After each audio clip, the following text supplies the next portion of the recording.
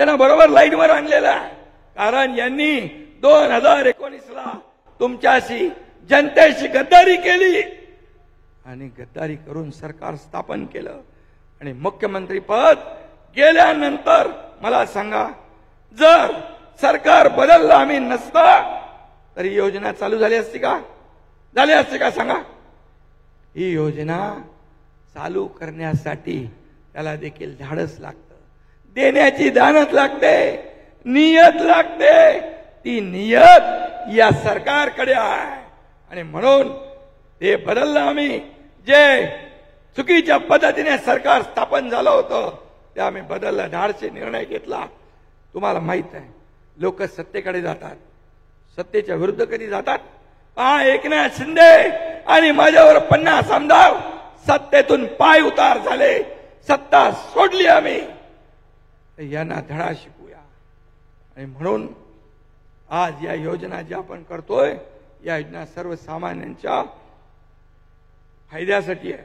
आणि म्हणून तुम्हाला मी सांगतो, त्या पत्रकारांना तुम्ही जरा विचारा, मुंबईच्या पत्रकारांना, की काय झालं. ऑफिशियल पत्रकार परिषद झाल्यानंतर काय काय बोलले. अरे तुम्हालाच बोलले पत्रकारांना, अरे तुम्ही तरी चर्चा सुरू ठेवा की बाबा हाच मुख्यमंत्री पदाचा चेहरा होऊ शकतो. विचारा. कारण मी अगोदर पण म्हणलोय, एक चेहरे के पीछे कई चेहरे लगा लेते हैं लोग. म्हणून एका माणसाला किती चेहरे असतात हे माझ्यापेक्षा दुसरा कोणी ओळखू शकत नाही.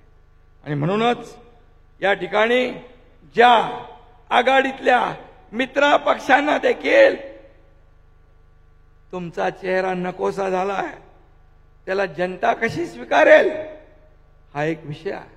आणि म्हणून बोलणार नव्हतो, परंतु आज ज्या पद्धतीने जे राजकारण करतायत, अरे उठता बसता झोपताना एकनाथ शिंदे महायुती सरकार, अरे तुमच्या पोटात दुखतंय, अरे मी शेतकऱ्याचा मुलगा आहे म्हणून, मी गरीब परिवारातला मुलगा आहे म्हणून तुमच्या पोटात दुखतंय का? सोन्याचा चमचा घेऊन जागीरदाराने मुख्यमंत्री व्हायला पाहिजे?